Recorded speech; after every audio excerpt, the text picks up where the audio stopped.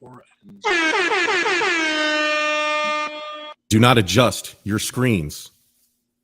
Peyton's here, JT's here, Steezy's here, Justin's here, and together we are 5-Pack Shakur.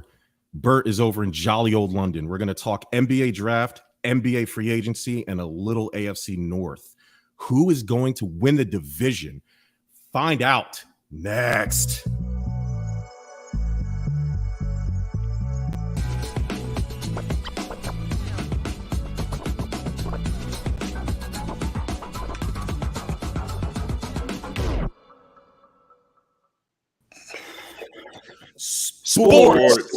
Sports. Yes. And now Marcus is here. So correction. Marcus beat the buzzer.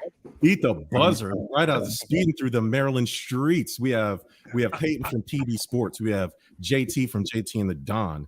We have Dwayne, formerly known as Marcus. We have Steezy A. Smith and Justin from Justin. And together now we are Voltron, aka 6-Pack Shakur. Gentlemen, you know that 3 people here are too young to know about Voltron, right? You're aware of that. I know. We're gonna have to educate these guys. Voltron can beat any giant robot cartoon ever. Kevin Bauer, what up? I think I was arguing with you. I think you called me Charles Barkley. So if you did call me Charles Barkley, guys, let's fucking kick you out of the comment section. This is Stuff About Sports, and I am the Facebook felon Jerm. Like I said in the open, Bert is over in jolly old England, handling business. So I had to assemble the Avengers on this one because there's a lot going on in sports. I am with some of the most talented guys in the sports podcast game I've had the pleasure of working with. So, gentlemen, let's get started with the NBA draft. I don't want to be that guy, but every year we fawn over these NBA draft picks, and literally half of them end up sucking, and only like 2 of them end up mattering. But we have to sit there and watch ESPN, Kendrick Perkins, big old gorilla ass, hyping all these players up, comparing them to like greats from the 2000s and 90s, and then they'll play in the summer league and we realize they're trash. But I don't want to be that guy. I actually did enjoy the draft. There was a good amount of trades. Peyton, I'll start with you. We'll just go in order here. Peyton, JT, Marcus, Steezy, Justin. Peyton, who was the biggest winner from this year's NBA draft? Well, the one obvious one that kind of jumped out was the Pistons. Obviously, they took Jaden Ivey. I'm sorry, the name slipped out of my head, and Jalen Duren. Jalen Duren, I like that pick there. I think that it kind of eliminated them. They decided not to go with DeAndre Ayton, went with a guy who was a little bit younger at the center position. A guy, I have him compared as Andre Drummond with a body. And, he kind of could work on his footwork inside a little bit and all that. But Jaden Ivey is the guy that kind of fell. Everyone was like, Sacramento's going to take him regardless if he wants to go there or not. He's too good of a player, blah, blah, blah.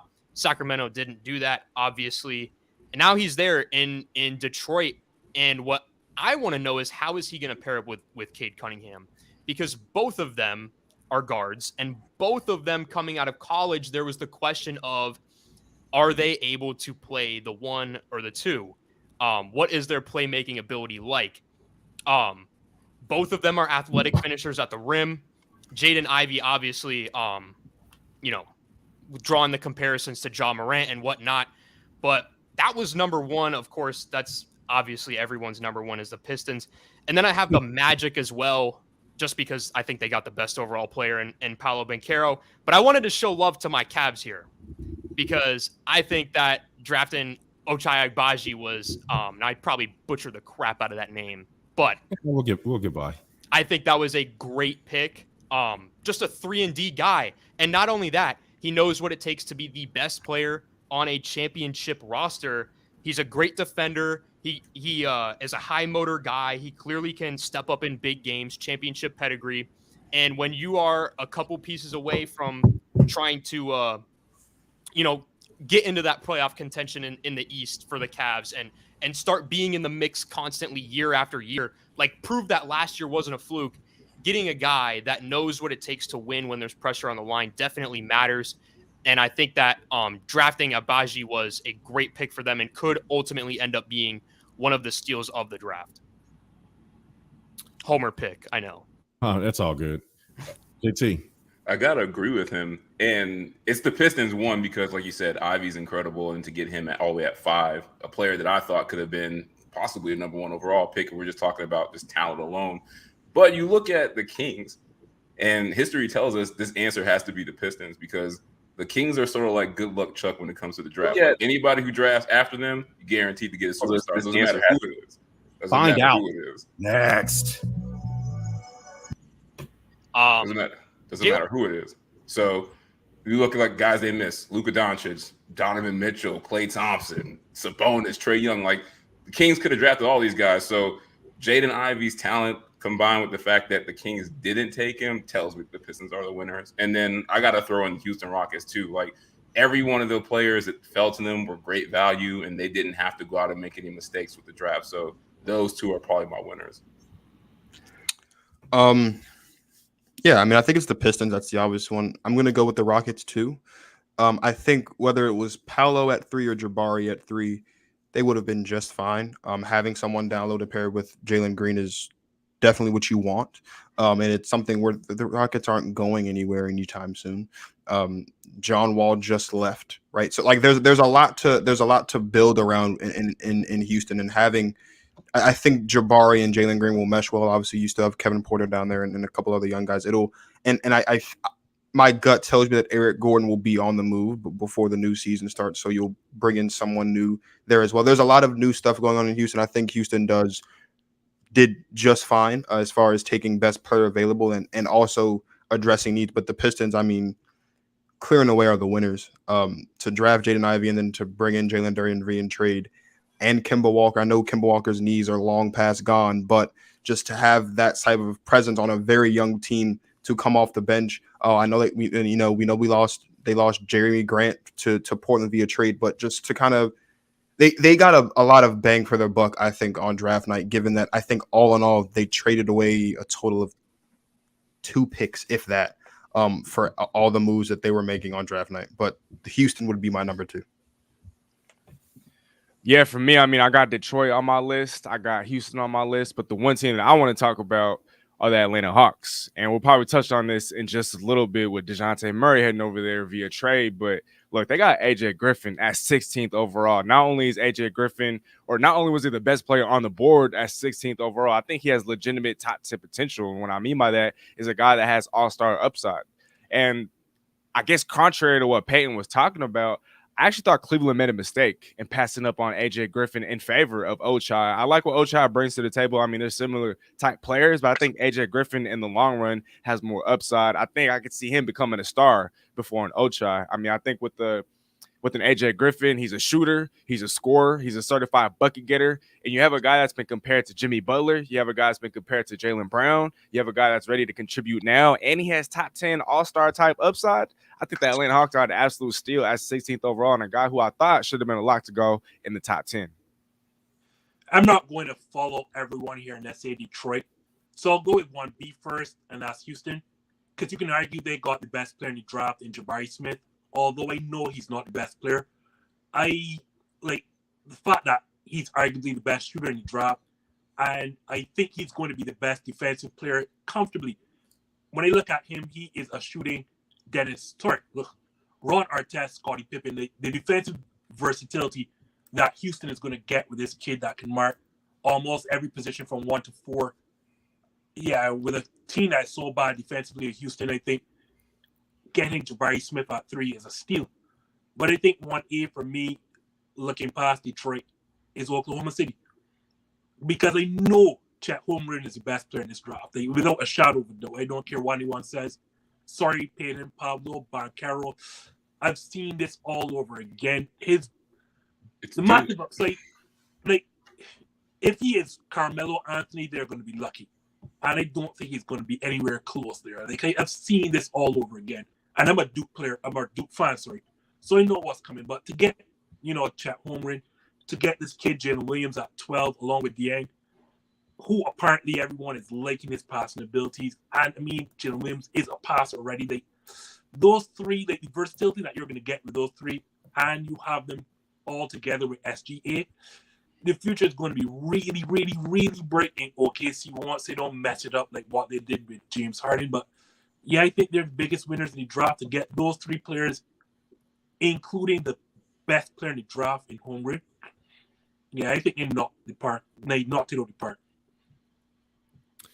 Yeah, that the Thunder were my pick. They got 3 lottery picks, and they got the best player to me in the draft if he gains a little bit of weight and gets an NBA body, which I don't have any doubt because that's usually how it goes. I mean, he's 7 feet, defensive stopper. He's perfect for the roster they have.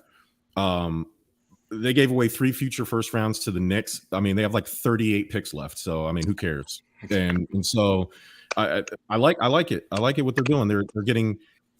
It's like they're switching their scheme to do positionless basketball. They're grabbing tall, athletic players who literally can play 1 through 5. If you have players that can pass the ball, you have players that can get their own shot. It's going to be hard to stop that. How do you scheme for guys who are super tall? Like imagine about 5 Ben Simmons who can shoot jumpers. That's what the Thunder are trying to build towards. So I'm going to go with OKC. Because and I do like the Rockets pick. I had the Rockets on my list. I had the Pistons on my list. I did not have the Atlanta Hawks on my list. So that came out of nowhere. I did have San Antonio on my list too. So Sochan, I was big on him. He was somebody that I wish the Sixers somehow could have kind of swooped in and I know we're trying to offer like half of our team to fill up to save cap space so we could do some mid-level exception salary gymnastics. He was a player that I thought would fit perfectly in Philly, but alas, he goes to San Antonio, and which they need because that brings us to our next topic, NBA free agency. The San Antonio Spurs traded DeJounte Murray, which I was like, whoa. He's as close to a franchise player as they have had in a long time. And now they're trading him away. San Antonio has been bottom feeding, I guess. I mean, I guess they're still making the playoffs in the West, but not really a contending, I guess you would say. So Peyton, what do you think of this move? Well, I think it's clear on both sides their intentions for this upcoming season. The Hawks realized, okay, we're in a very competitive Eastern Conference where from top to bottom, you have teams that are pretty decent teams. And they said, we need to go out and make a move. And that move was to go get DeJounte Murray. And you look at the Spurs, and clearly they're looking to rebuild. Fully rebuild, blow it up, done, get as many draft picks as possible, try to rebuild and look for the future. As far as the Hawks, though, like, what does this, like, make them? Like, I get that it elevates them, obviously. They're a better team than they were 5 hours ago before the trade was processed. But does it put them with the Bucks? Does it put them with the Celtics as like contenders in the East? They're playoff contenders, no doubt, in the upper echelon of playoff contenders. Now, does adding DeJounte Murray make them title contenders is a question. That's where I don't know. But I like the aggressiveness because it can make them title contenders. And I believe if you are working in the front office of an NBA team, any professional sports team, you should be trying to win championships, and you need to be aggressive in doing so. So I love the trade for the Hawks. And while everyone's going to rip the Spurs for it as well, they did get 3 first-round picks and a pick swap as well. So and Danilo Gallinari as and well. Danilo Gallinari, but yeah, whatever. But let's be honest. We're worried about the picks. Danilo is just kind of there, you know. But they're doing what they think is best for their future, and I have to respect that to an extent. Maybe they're tanking a little bit, but like, what have the Thunder been doing, to be honest? That's why, like you said, Jerm, they have like 38 picks. So I think from both sides, it made sense. Yes, the Spurs got worse for this year. It might pay out in the future for them. The Hawks, they're ready to win now. Trae Young said he wants to win a championship now. And they look at what the Mavs are doing with Luka. They're making it to the Western Conference Finals. Luka and Trae are going to forever be tied. If you think that Trae Young doesn't want to outperform Luka year after year, I think you're wrong. I think Trae Young has it out for Luka to try to be better than him, mainly because of the trade that happened. And yeah, I think it's a good move on both sides, honestly. Yeah, for the Spurs, I don't think anybody can knock them for the move they made. I mean, they looked at the situation and said, look, that Kawhi Leonard shit's not going to happen to us again. Like, we're going to get something out of the deal before this star leaves. So they're OKC South now, so they're just stockpiling picks for the future. I think you said OKC has 38. They probably have 25. So It's an arms race between those two. Now the Hawks, to be honest with you, I know this. Like if this was NBA 2K, like this would be awesome. Like, oh, you got two superstars on one team. I honestly don't know why the Hawks did this because I don't know if Murray is a fit with Trae Young. Like you have two ball dominant, high usage guards. Now, when they get that usage, they're great. Like they get great assist numbers, they put up points, get some rebounds and things like that. But what does the Atlanta Hawk offense look like when Trae Young's usage goes down? Because it's gonna happen. And I feel like that move didn't fix the one problem that the Hawks always have. They don't have a big man that can play against the other bigs in the East and be versatile. Like, how is this move going to stop them from hiding Clint Capella in the playoffs? Or how is this move going to free up spacing for John Collins to do something where he's just not pissed off, all season? So I don't know how this solves their problem and, all of a sudden just, makes them a top 5 team in the East. Like, I don't see it. Now, on paper, it should be good. I mean, you got 2 good players, but I'm just really worried about the fit. And you said what they gave away 3 first-round picks.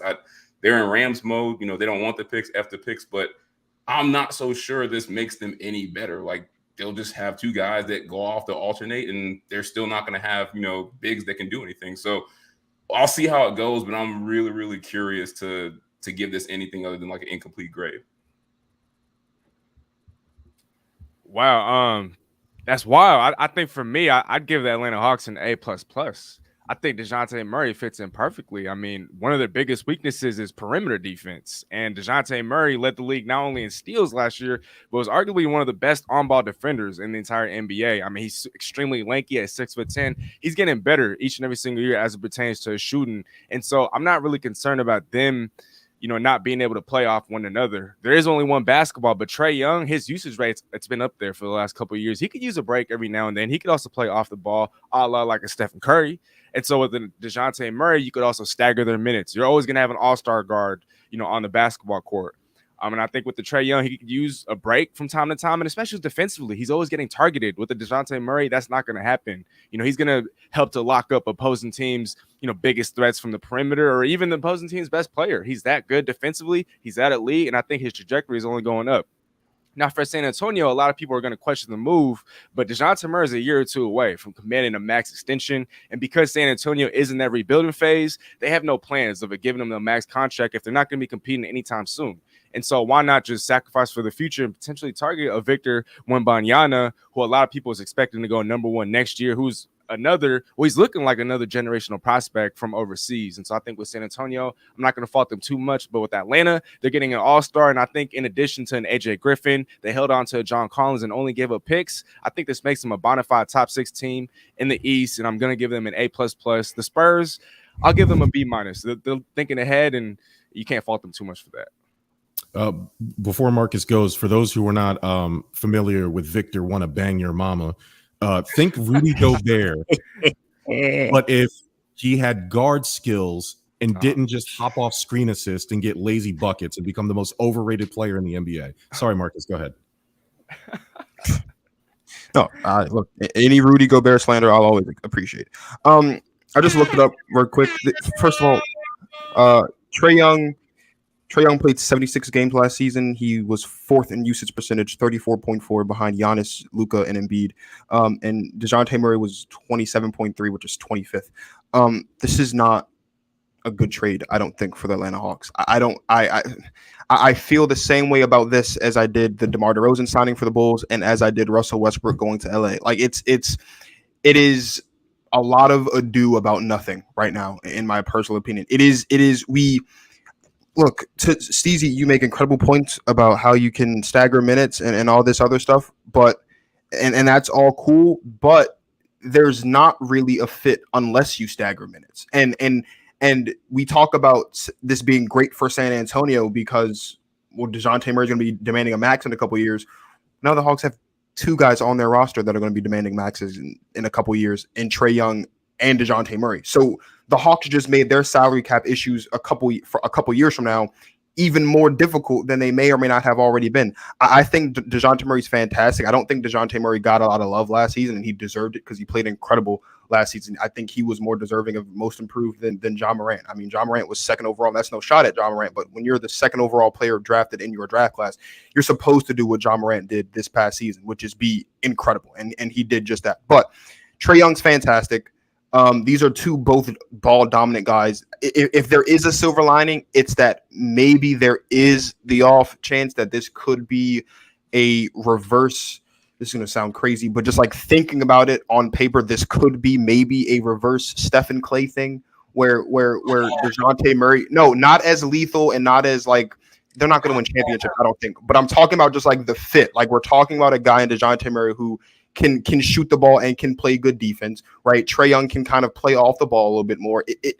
That's a real, like, I don't even like saying that because I don't think that's going to happen. But that would be, if I'm thinking about why Atlanta would do this, that's what I'm thinking, is that they're trying to get some type of reverse Stephen Clay thing going where Trae can be off the ball a lot more and stretch the defense.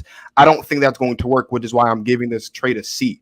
Because while these are two young players and they're both very talented, I don't know how this meshes together without there being some type of sacrifice with one or both of these young players' games. Like Trae Young is fantastic. I don't think going out and getting another ball dominant guard is what the Hawks should have been doing. They should have been working on their bench depth, specifically at the wing and big man positions. They didn't do that. As far as where this ranks them in the East, they're still going to be where they are right now. Like this doesn't move the needle that much. This isn't going to put them past the Milwaukee Bucks. This isn't going to put them past the Boston Celtics. This isn't going to put them past your Miami Heat, Steezy, and it's not going to put them past your 76ers, Jerm. Like they're still going to be a team that is either 5-6 or like they'll win the first play-in game in the play-in tournament and kind of sneak into the playoffs, if that's what you want to call it. This is not, unless there's further moves down the line that kind of make this work right now with this roster as constructed. I don't know if this is it. Like this is the same Atlanta Hawks team, just with another point guard. Really, there's really not much. The needle hasn't moved that much. They're better on paper, but are they going to win that many more games next year? Where we're talking about the Hawks as potentially making a deep playoff run, a legitimate deep playoff run, not an unexpected one due to another team's mishaps. I don't think so. So I give them a C, and I'll say the Hawks will be right around that 5 to 8 range that they were hovering around heading into last season, even though they missed the playoffs. So I don't need to stress on the San Antonio thing because everyone has talked about it. I think Steezy was a bit too harsh on San Antonio. Y'all covered it. They're not anywhere near ready to contend. Doesn't make any sense given a player who's not a generational talent, that big money. So trade him and get the picks and look for the future. That's obvious. So sorry, Steezy, but that gets an A from me. No to the situation being Atlanta's side. I'm somewhere in between JT and Steezy. So to Steezy stuff, I agree it solves some problems. Atlanta is awful defensively. And that is something that DeJounte Murray easily takes care of. Like, he is so big and rangy that he can cover 3 players. Like, he can guard 1, 2, and 3. Maybe some small ball force. So, that kind of solves some issues defensively. Then they had an issue with people creating that weren't named Trae Young. They need another ball handler. They need another source of creation or another point of attack on their offense. They did not have that. Like, it was, I want to say, Danilo Gallinari and whatever else that they traded. It was all Trae Young, basically. So you needed another point of attack. And especially when Trae Young goes to the bench, they kind of look terrible offensively. But to JT's point, like, when you look at all these triple-double kings, we can start from Magic to Russell Westbrook to Oscar Robertson to LeBron James. All of them have one thing in common, and that they're ball-dominant players. They have to have the ball in their hands. And for DeJounte Murray to be good, the ball has to be in his hands. If the ball is in his hands when he's playing with Trae Young, it's not in Trae Young's hands. I don't know how much Trae Young can replicate Steph Curry and play off the ball because, again, his, value is when he's on the ball and creating a ton of havoc. I don't know how good he can play off the ball. I do not believe DeJounte Murray can be successful or be as productive playing off the ball next to Trae Young. I just don't think so. So to Steezy's point, you're going to have to stagger minutes, but do you want to give up all of what you gave up for DeJounte Murray for a guy who is going to stagger minutes, potentially not play alongside Trae Young for as many minutes as possible? Because at the end of the day, for you to be successful, you want your best players on the floor for as long as possible. And if you're already talking about staggering minutes with Trae Young and DeJounte Murray, then it tells me you know this is not a fit. So you're just getting another big name for the sake of, I don't know, either answering to fans or to address problems that you don't have. I like DeJounte Murray defensively. I like him spelling Trae Young. I do not like the pairing of the two together because neither player has shown me they are productive playing off the ball. You guys, first off, Marcus. Yeah. Dwayne. I feel Yes, like sir. when you do bad takes, you're Marcus. When I agree with you, you're Dwayne. That's fine. When you said That's fine. that they could be Steph and Clay. No. Wait, that's not what I said. That's not You what I said. said it.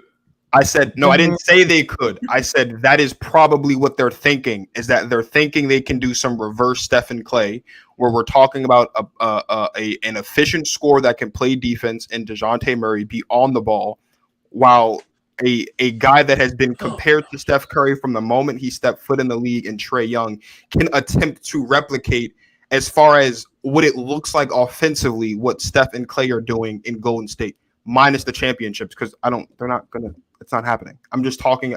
I just meant a style of play. I don't think that. I don't think that. That is. Okay. All right. Well, listen, I'm telling you right now, this trade, anybody giving this trade less than an A+ for the Atlanta Hawks is out of their mind. What was the Atlanta Hawks' number one problem in those playoffs?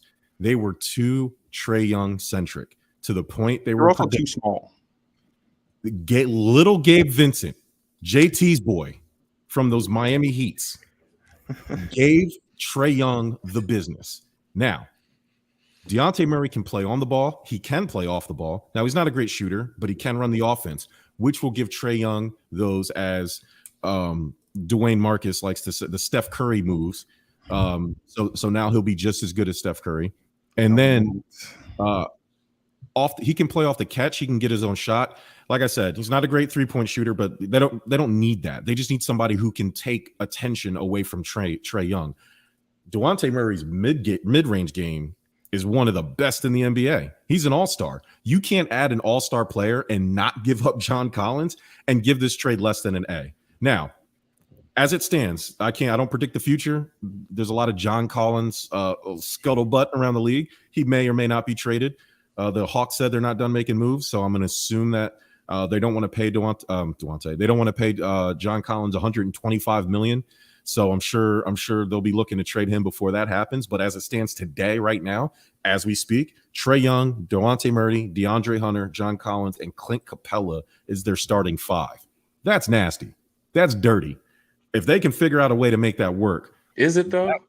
Like that's the same Compared log jam to they had last year. And that's why I gave this an incomplete, because if you got Capella and John Collins there, like everyone, you can say like, oh, finding somebody to take the pressure off Trae Young was their number one issue last year. I feel like it was just spacing in another second option. Like how does that team get any better just based on the lineup you just gave? It's the same thing. It's just now instead of Kevin Huerter and DeAndre Hunter, now you're putting all the usage into DeJounte Murray. It's the same problem they had last year. He's an all-star. But everybody's an all-star. He is. But if we're talking, somebody got to get the minutes. All right, wait. Repeat what you just said. He's a what? He's an all-star. Yeah, that's fine. So is Jarrett Allen. I mean, look, I think DeJounte Murray's. I think he's a reserve all-star.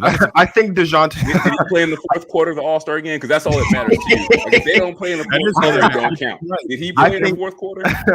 I think DeJounte Murray is one of the better young talents in the league, right? But we're talking about what does this do for the Hawks long term as far as in the playoffs?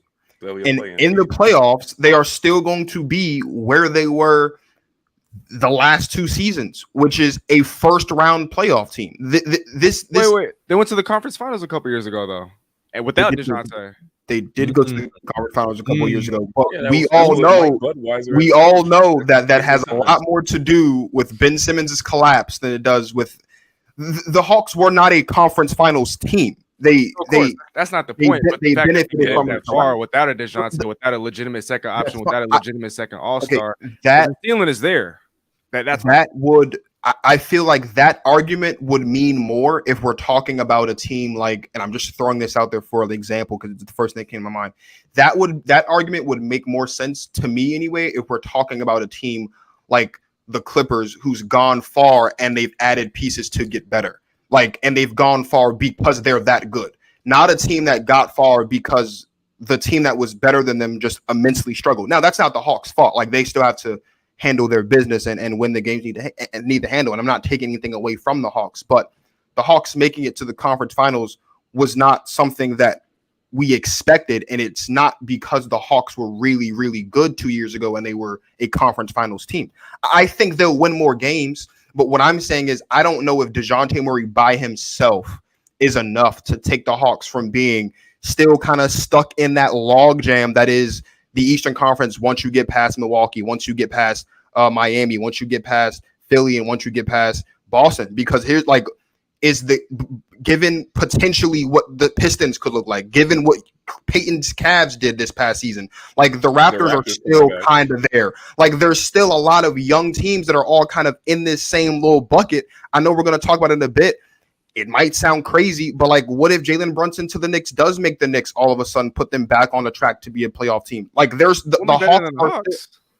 They won't be, but I'm acknowledging that. But the point is, the Hawks haven't separated themselves enough from the rest in the East for me to look at them and say this move is something that is game changing and groundbreaking for the Hawks. They'll win more games because they're better, but that doesn't necessarily equate to deeper playoff runs and championship contention is what I'm saying. Wait, but why do we expect that? Oh, go ahead, Steezy. My bad. My bad, Jerm. I'm just curious though. Why do we expect that in year one? I mean, it's everything is a microwave nowadays. So we expect everything to just come instantly. DeJounte Murray is 25 years old. Young's 23 years old.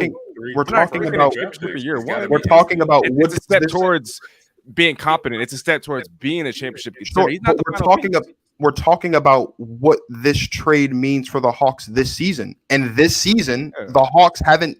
This trade doesn't do that much for them. And even if we were to forecast, the Celtics are still young and they're not going anywhere. Giannis is 26. He's not going anywhere.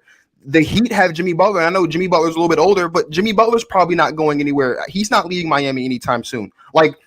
The 76ers aren't going anywhere. Joel Embiid is still on the right side of 30. There are still a lot of young, talented teams. Not to mention LaMelo Ball hasn't hit his prime yet. The Hornets couldn't continue to get better. The Pistons are flooded with young talent that can continue to get better. And again, the Cavs are also flooded with young talent that are going to continue to get better and mesh and get so it's not just the Hawks. If we're talking about where the Hawks are ranking, it's not just about how good the Hawks are. It's about how good the other teams in the conference are. And the fact of the matter is, the same way that the Hawks are on an upward incline, I'm not denying that. Of course there are. You can't have 2 young players under 25 that are really good all-star players and they not get better. Of course they're going to get better.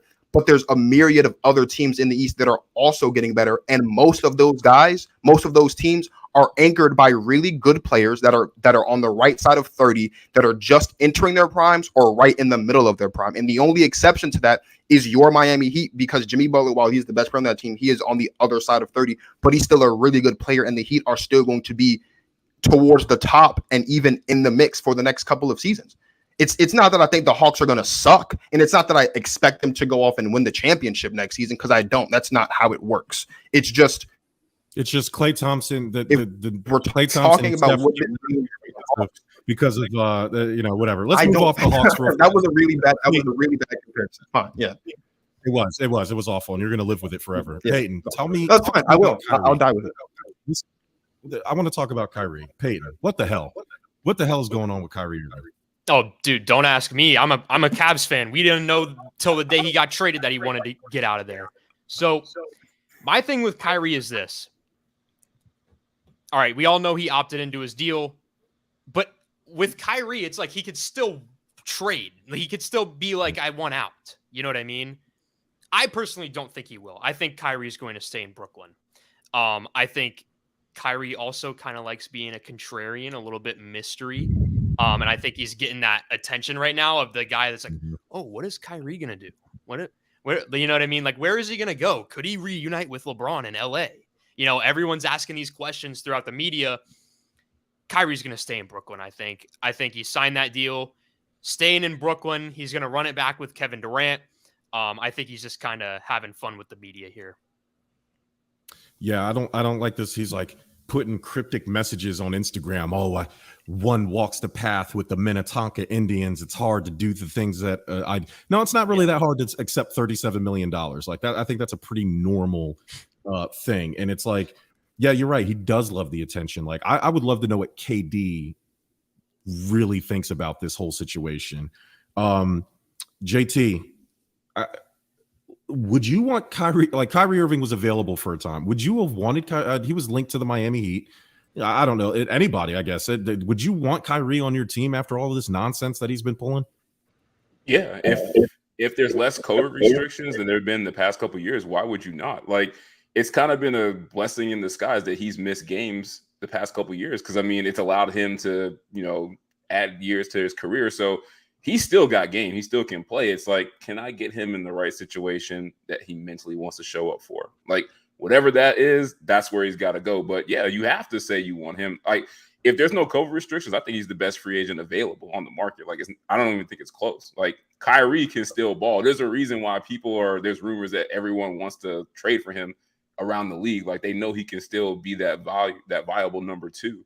But like you said, it's the left field stuff. It's the mental stuff. Like, will he go to, a 3-week birthday party? I don't know. Like, I just hope that, you can get him somewhere where he's happy.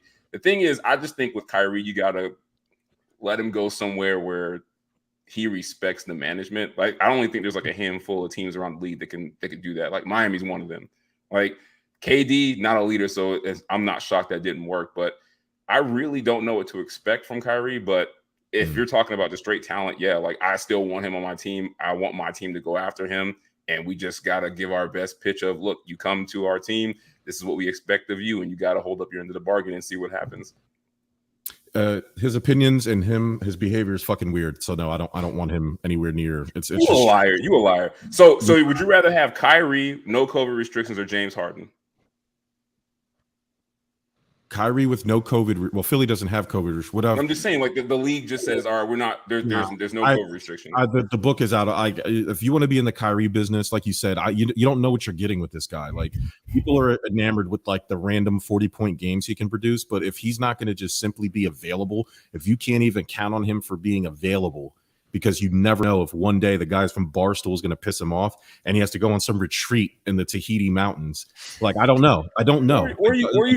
So what you're saying is, okay, you don't know if Kyrie's going to show up, but you're not sure if James Harden's going to show up to work 100%. Like, what's the difference? Like, at least I know with Kyrie, it's not a physical issue. James Harden is just broken down, old, and fat suit or not. Like, he's not the same. And that's a losing investment. Ask the Brooklyn Nets if they think they got their return on investment on Kyrie Irving. Ask if they think. To be honest with you, if I'm the Brooklyn Nets owner and I'm being honest with myself, that shit's on KD. Like, KD is the one that set this up. He's supposed to be the leader. Like, he didn't do his job. Actually, like, Kyrie set this up. KD is in Brooklyn because of Kyrie Irving. Nah, KD is supposed to be the leader. He's supposed to be a top 10 player all time. He's the best player in the league, right? He's supposed to be the leader. Top 10 all time. Where are we getting that? People are saying that. Who are these people? Where are they? That. He's going to be top 10 all time. Who are these people? Twitter fiends? Same Twitter people that said DeJounte Murray is Klay Thompson. But I'm saying, like, I didn't say that. KD is supposed to be the leader. Like, everybody thinks that Brooklyn was his team. Like, I would be mad at KD. Like, you were supposed to make this happen and you didn't. Like, okay, yeah, Kevin Durant ran off the reservation, but I'm mad at KD. Kevin Durant missed his. Why do we keep doing this? I feel like Kevin Durant missed his first season in Brooklyn because of his Achilles. He missed a large chunk of this season because of injury with his hamstring. Last season, when he was healthy for most of the season, Kyrie and James Harden were shells of themselves and hurt. and he was doing it by himself. Like, why do we keep doing this thing with KD? We're always trying to. Why do we keep holding KD accountable? I don't know why. He's one of the top 5 scorers that's ever. No, played I'm not. I'm not talking about holding him. Yeah, you hold him, but we're acting as if KD. We're acting as if Kevin Durant has absolutely stunk up the joint, and it's Kevin Durant's fault that Kyrie Irving likes to, as Jerm say, go take 5-week retreats on the Tahiti Mountains. That's not Kevin Durant's fault. Kyrie Irving's a grown man, and if Kyrie Irving wants to go cleanse his chakra and get realigned with the moon when it's in retrograde every other month, like that's not KD's fault. Kyrie Irving's a grown man. Kevin Durant's job is to show up and play basketball and be one of the best in the world. And Kevin Durant does that. He shows up and he plays basketball and he proves night in and night out every time he steps on the floor that he's one of the best in the world. Why is it Kevin Durant's fault that Kyrie Irving hasn't held up his end of the bargain? Because that's what all-time great leaders do when they're on those. Kyrie Irving himself, they set the tone out of his own mouth, said, "I'm not going to leave my man number 7 anywhere." And that's all Kyrie's done. That's not KD's fault that Kyrie Irving hasn't held his word. This is who Kyrie is. Why are we shocked that Kyrie Irving is being exactly as advertised? Like Kyrie's been this way from the moment he left Cleveland. That's not Kevin Durant's fault. It's not Kevin Durant's fault that another grown man is not on grown man time. For lack of a better word. KD hasn't been the leader any team he's been on. Like, look. Like, what team has he been on where he's like, all right, cool, I'm the leader? Like, LeBron has. Like, everywhere that LeBron goes, like, people are like, look, he's the guy. We follow him. We buy into the culture of what he's trying to do. Steezy, should the Nets have taken the Russell Westbrook trade? Do you think that would work out better for the Brooklyn Nets over? Because at least you would get some picks back. Because here's the problem. You guys are blaming players. I'm blaming Sean Marks. You traded all your assets. I think this is a front office thing, too. But I just feel like holding Kevin Durant accountable for Kyrie Irving's actions is just that's the wrong person to be holding accountable. Is all I'm saying. You can't blame players. Kevin Durant is not responsible for the roster. Sean Marks leveraged his future, whatever assets they years of Billy King being an awful GM and acquiring the assets. They used it to trade for Harden, and then they had to get rid of Harden, and then they brought in all these players, and now you have this mess, and now Ben Simmons is there. You have to figure that whole thing out. Steezy, do you think Kyrie is actually going to play and everything's going to work out for Brooklyn with the new big 3 in Brooklyn, or do you think they should have just taken the Russell Westbrook trade? I'm gonna start off with number 2, and no, I don't think they should have taken the Russell Westbrook trade. I think even if you bring him in, yeah, you're gonna. I guess you're going to like the fact that he's going to be available. We know that he's going to, play in games. He's not going to miss games for really any reason. But I think we know their ceiling. We know the ceiling of a KD and a Russell Westbrook-led basketball team. And I don't know if now that's going to result in a championship. With the Kyrie Irving and the Kevin Durant, to Dwayne's point about what KD was able to do with the Nets in his second season over there, they were literally, a foot size away from being in the conference finals and potentially being in the NBA finals and potentially being champions. Because I definitely think they would have beat the Suns.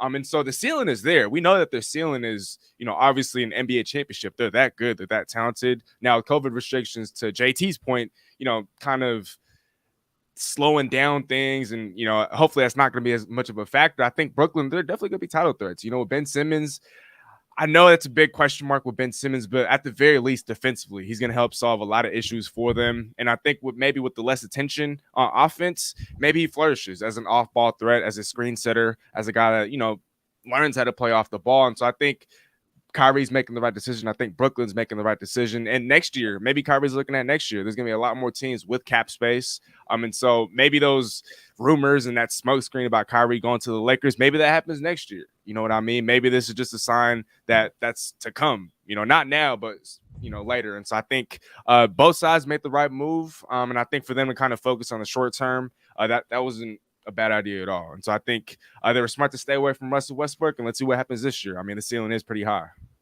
Gentlemen, I want you to go on a ride with me and just bear with me. And I want to know who's real in here. Story time with Jerm. I love it. The Clippers are definitely better than the Lakers now, right? Adding John Wall, he could be on the Derrick Rose stimulus package. Lakers, I am predicting the Lakers will miss the playoffs for a second consecutive year. Are you with me? Are you now with me? The Clippers are going to take their spot. No, it's really hard Healthy in the PG. history. Healthy Kawhi. Listen, I am on, and you were there. I said on Friday, you were there, and all of you were there. Well, JT wasn't there. JT's got a life, but like, was JT there? No, JT wasn't there. JT's like always he's got house parties and mansions down there. But you guys were there. He's partying with Drake and Canada. he's partying with Drake and all them down there in Miami. But like you guys are there. Like I firmly believe that the Clippers will be better than the Lakers this season. But I don't think the Lakers.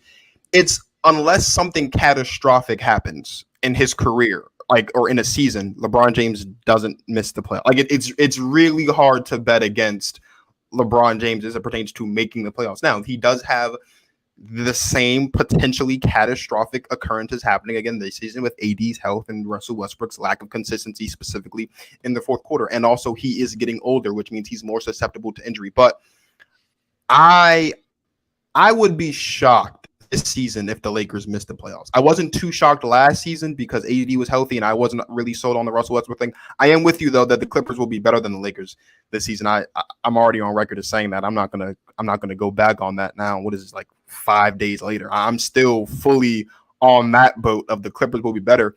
I think even despite John Wall hasn't played basketball now in what we're talking 3 years now since John Wall has actually played a basketball game too. He still does bring something that's missing to the Clippers, which is a veteran, reliable, consistently reliable point guard. Like, yeah, Reggie Jackson's cool, but like Reggie Jackson's not consistently reliable. Like sometimes you look and you're like, where is Reggie Jackson? I think John Wall like Reggie Jackson was pretty reliable this past season. He's shown up reliable this past season. Yeah, but I would much rather have John Wall as my point guard though than have Reggie Jackson. I just think even at this point, despite him having dealt with injury and then sitting out the past couple of years, like he is still, I think, the better player. It fits. It fits. You'll have Kawhi Leonard back. Paul George. I know we like to clown Paul George for his playoff performances, but Paul George is still Paul George. They have Norman Powell, and Norman Powell played really well last season in the games that he played. This is going to be a good basketball team. I'm not going to go as far as to say that they'll be in the Western Conference Finals just yet, because of course we have to see what they look like next season. But this will be one of the better teams in the West. Excuse me, for sure. I wouldn't be at all surprised if they jump from a play-in team to being the third best team in the conference next year. Cool. Let's I know my boy Peyton wants to get to this. Peyton, please tell me where DeAndre Ayton, Jalen Brunson, and Zach LaVine are going to end up. Okay, so Zach LaVine is interesting because obviously, monetarily speaking, it only makes sense for him to stay in Chicago. Now, the argument is, well, where is he going to go? We've heard rumors of Dallas. Dallas is flat broke. Dallas has no freaking money to go sign him. Portland is a name that we've heard. Now they're taking on Jeremy Grant's contract. Can they afford to go get Zach LaVine? I doubt it. Zach LaVine, I think, is staying put in Chicago, and I think Chicago would be foolish to not want him back. You don't go and trade for DeMar DeRozan. You don't go sign DeMar DeRozan and trade for Nikola Vucevic if you aren't trying to go buy in and win a championship with these guys. Losing Zach LaVine would be huge for them. And I think in order to keep them in contention, and also before everyone got hurt, I believe at the All-Star break, they might have been the 1 seed in the East, if I'm not mistaken, if not close. I'm sure they were definitely top 3 before all the injuries happened between Lonzo Ball, Zach LaVine, and everybody kind of got hurt and they fell off. So I think Zach LaVine returns back to Chicago. Now, DA is an interesting one because this is a situation that we aren't familiar with. DeAndre Ayton is the second number 1 overall pick since the lottery started in 1985 to hit the restricted free agent market. The first was Greg Oden. DeAndre Ayton at this point has been much better than Greg Oden was at the time that his first contract had expired. So this is a guy with a number 1 overall pick talent. Now, Justin would tell you he's not as aggressive as he should be. It's almost like we see his numbers. Okay, you're at like 16, 10, and you're, averaging 60% from the field. That's great. You're super efficient, but DA is not as aggressive at times as it seems. I almost feel like he should be 20 and 10, maybe even 20 and 12. easily, very comfortably with how athletic he is and how skilled he is at the position. So you have a guy that hasn't really lived up to his potential. He's super talented. We all know that. Obviously restricted free agent. So who is going to sign him? Right now I have written down the top 3 destinations would be the Spurs, the Pacers, and the Magic. And I think the Magic is the most likely one here. Now, Indiana I have just because the cap space, and they aren't very committal on Miles Turner as their center for whatever reason. So that could be a nice piece in a little sign and trade deal for to get DA. But I say the Magic because of this. DeAndre Ayton is clearly looking for an increased role. I believe that's why he is frustrated with his situation in Phoenix, because James Jones has come out and said, we want to bring back DeAndre Ayton. We want him to be a Phoenix Sun. He's a pivotal part of what we do. He's a pivotal part of our game plan. We want him back. But every report says that DA's fed up. DA's out the door. DA is looking himself for a new home rather than the Suns also looking for one as well. I say Orlando because, one, today we just got news they're not going to place a qualifying offer on Mo Bamba. He is going to hit the unrestricted free agent market. He had a great year last year in terms of how he was doing since he entered the league. But other than that, he's been fairly a disappointing player. So he's kind of out the door there, which leaves Wendell Carter Jr. as their center for next season. That could be a piece that you could bunch in for a sign and trade with DeAndre Ayton. Now you have a nice young core. He also fits the timeline as well. He's still under 25. So, yes, you're a rebuilding team, but you just got the number 1 overall pick. Why don't you take a chance on a guy who also has number 1 overall talent? And also the Magic, they have enough cap space to be able to fit DeAndre Ayton's contract. So I have DA going to the Orlando Magic. Jalen Brunson, though, it's almost seeming like he is definitely a New York Knick at this point. We heard So sad. we definitely heard about the offer that they're planning to give him that is north of over $27 million per year. They also have been clearing up cap space as well in order to take on this contract in trading Kemba Walker, in trading Nerlens Noel, and other players as well, big contracts to get them out of there. That way they can bring in Jalen Brunson. I also think Indiana would be kind of a dark horse team to go get him. We all know that Jalen Brunson can play alongside another ball-dominant guard in Luka. We've seen it, and he still was able to get his own. So pairing him with Tyrese Halliburton probably shouldn't be an issue or anything. Plus, you have the relation between him and Rick Carlisle as well. But I would say Jalen Brunson ends up in New York. The Jalen Brunson situation is kind of interesting. It kind of reminds me of Terry Rozier. When he came in, he had that great season and great postseason, especially with Boston. Charlotte gives him a massive contract, and you know he's a good player in the league. Don't get me wrong, but he definitely hasn't lived up to that contract. I kind of see that situation happening with Jalen Brunson going to New York, but that's kind of how I see the rest of these big name free agents or big question mark free agents kind of panning out. JT, you got any wild predictions, or do you agree or disagree with anything Peyton said? Can I do both? And Peyton, I appreciate you, man, because I didn't know we were going to have our own capologist on the show. So I'm gonna ask you to help me out here because I need some numbers. Jalen Brunson's the easy one. I think he's going to the Knicks, like you said. They've been planning for this for a while, so they're going to give him that $100 million contract. So I think that's where he goes. Ayton is interesting because I think it's all about, like you said, fit and usage for him. If I were him, I would try to find a way to get to Charlotte because I feel like they're screaming for a center. Like LaMelo Ball is going to give him easy looks. Like that's a team on the way up. He can be a part of that usage wise. Either them or the Pistons would be the two teams I would try to get to if I were DeAndre Ayton. Now, who was it that said they were a Cavs fan on this panel? That's you? All right. Mm-hmm. I need your help on this. How much cap space do the Cavs have if they could just move stuff around? I mean, I doubt they have much. They have Kevin Love's big contract on there. They gave J.A. a bunch of money as well last offseason. I think it was 5 years, $100 million. So, I don't know. And they're giving an offer to Sexton. Let me look it up.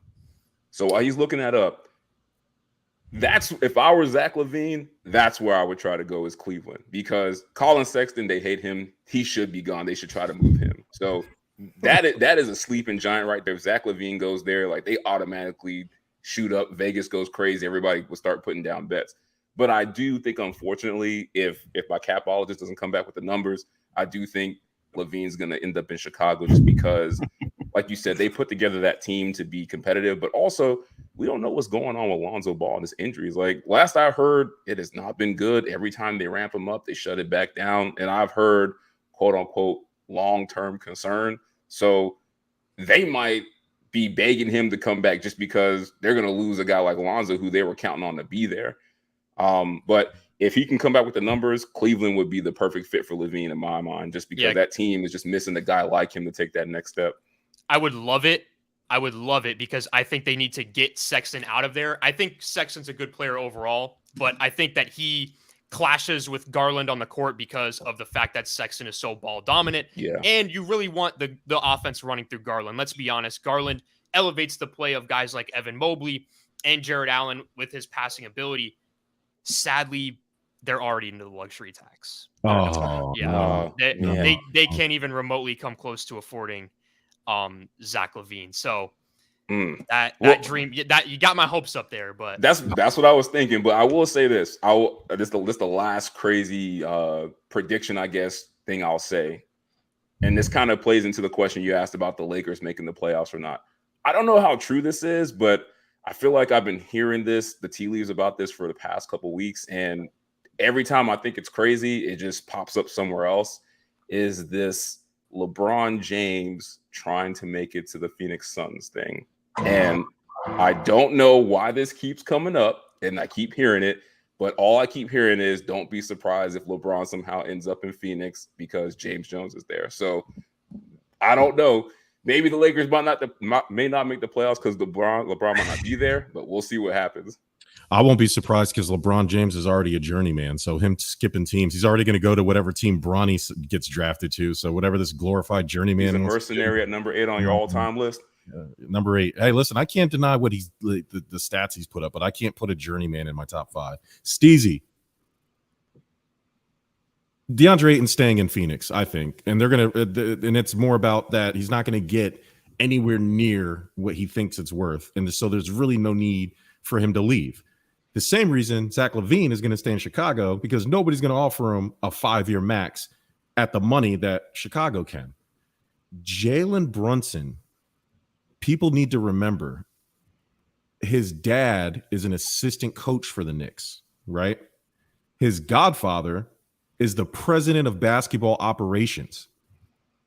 And Leon Rose, and his son, and Leon Rose's son is his agent. Now, there's a secret meeting going down with JT's Miami Heat. Pat Riley, the godfather, might try to snatch him up. Don't do it. You're losing PJ Tucker in that 30 mil. You might have some max money to give out. Steezy, is there any chance Jalen Brunson cannot go to the Knicks? Is that a good fit for him? And do you have any crazy NBA free agency predictions? So I'll start off with Jalen Brunson. I don't think it's realistic that he lands in Miami. I interviewed New York Knicks beat reporter Tommy Beer the other day, and earlier today he tweeted out that this is a smart move by Jalen Brunson and his camp, because we've been hearing about Jalen Brunson to New York for the last couple of weeks now. But what would that entail? Tampering, because free agency hasn't officially started. And so by releasing teams ahead of free agency, like, oh, they plan on having meetings with Miami, plan on having another meeting with Dallas, I think there was another team thrown into the mix, but that's to avoid any sort of tampering charges. And so I think that's all a smoke screen. Now, it'd be nice. I mean, JT and I were both Heat guys. I would love Jalen Brunson in Miami. We saw what he's capable of, in the playoffs last year. I think he's definitely capable of being a number 2. And he's had success in college. He won a championship in Villanova. He's had plenty of success in Dallas, never as a number 1. And so to my next point, I don't think he'd be the best fit on the New York Knicks. Now, I understand, I get why they would try to obtain a Jalen Brunson. We saw flashes, especially against the Jazz in the postseason last year without a Luka Doncic. I don't think he can be a number one, which is why I don't think it'll work out. But just tying up to Peyton's point, about $27.5 million, that's what the average annual value would be if they were to sign him or bring him on board to 4 years and $110 million. You're already paying Julius Randle a near max deal.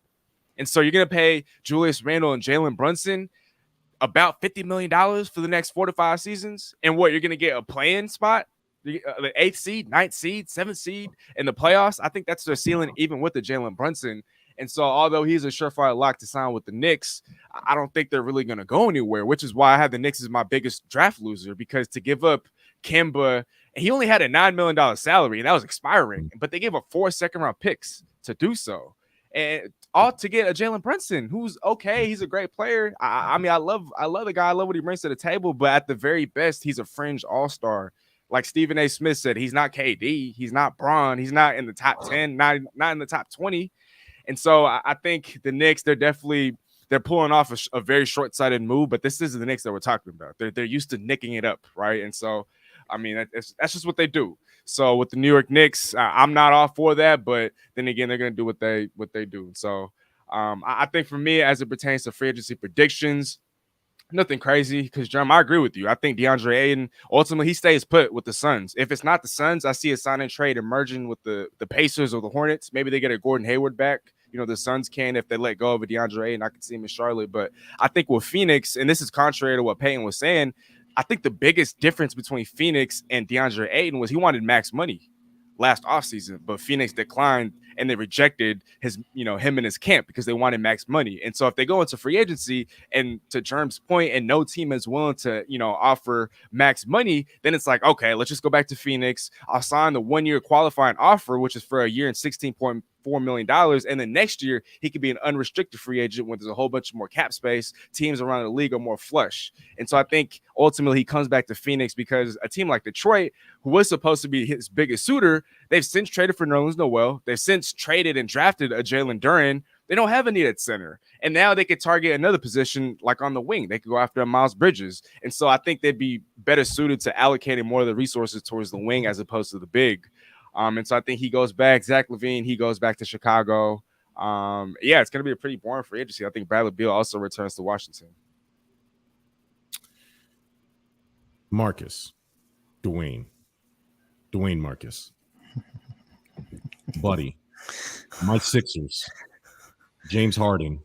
Give me some good news. What are we going to do with all this extra money that James Harden is going to give us? Who should we target? So this was my crazy prediction, and I was not doing this because I was saving this to come on the show for Jerm. Thank you. But I've been feeling about this from the moment we started talking about this guy. First of all, we've seen the guy that has a really good season gets a near max or max contract movie before New York and Julius Randle that resulted in a 5th seed and a first-round exit, and Julius Randle has come back down to earth. The Knicks are going to try to once again force a guy that is not the number one option to be the number one option, and then the insane Nick faithful are going to turn on him. So this is what I think will happen. Maybe. It's a very, very, very long shot, but I think it's possible. James Harden, as we know, declined his player option, which means, and he's coming back on lesser money, which means the Sixers now have some money. You have Tyrese Maxey, you have James Harden, obviously, and you have Joel Embiid. There is rumblings that maybe Matisse Thybulle is on the move.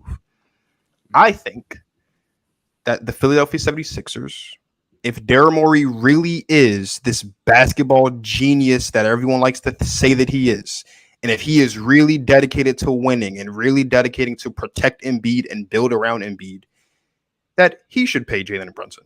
I think it's a beautiful fit. I think it makes a lot of sense. It's what's best for Jalen Brunson. It's what's best for the Philadelphia 76ers. And even if Daryl Morey doesn't want to pay the max money, there's always room for a sign and trade. The Dallas Mavericks don't have a lot, even though Mark Cuban said it, the Dallas Mavericks don't have potential max money for Jalen Brunson, even if he does do salary cap gymnastics. And you can do a sign and trade. And if the Sixers really do want to move on from Matisse Thybulle, they can send Matisse Thybulle to the Dallas Mavericks, maybe a couple picks or something like that. I don't know, some second round picks down the line, and bring in Jalen Brunson. I think that would be a splendid fit. You have James Harden, you have Tyrese Maxey. You can kind of play around with the wings, which is what they've been doing the past couple of seasons, of kind of rotating guys that aren't really wings, but have the size and the ability to play the wing. You can do that, and you're adding more shooters around Joel Embiid, and we know how important it is to surround a guy like Joel Embiid with shooters. That's number one. Number two, I think Bradley Beal is going to Miami. I know we're so used to seeing Bradley Beal opt in to Washington. If I'm not mistaken, this is either the first or the second time that Bradley Beal has opted out. But here's the thing. Washington, even though they did bring in Kristaps Porzingis mid-season last season due to trade, and while that may be enticing to Bradley Beal to see maybe what that looks like, here's the thing. Bradley Beal doesn't have a lot of years ahead of him. And while as a DC native, I want Brad to stay so that I can have a reason to go to Wizards games and sit in the nosebleeds for $20 and watch Bradley Beal play basketball. I also want to see Bradley Beal go win and be competitive and potentially win a championship. And his best chance to do that would be in Miami. Miami is in desperate need of a reliable number 2 option, right? Mr. BBO himself, Kyle Lowry, I don't know what's going on with him, but he's not what many people thought he was after he left Toronto to go to Miami. Bradley Beal, we've seen Bradley Beal thrive as the sneaky number 2 who doesn't get a lot of respect. That is why that is how he and John Wall kind of rose to prominence in the NBA side by side in the Wizards. Was John Wall was the number 2, but Brad Beal had a lot of big moments when he really needed to. I think Brad Beal will be perfect, a fit for Miami. As Jerm mentioned earlier, they're getting rid of PJ Tucker, so they're going to be saving $30 million. If Brad really wants a max, he can go get a max for a better team and potentially be competing for a championship next season. And the last thing about LeBron James isn't going anywhere. I don't think LeBron James is going anywhere.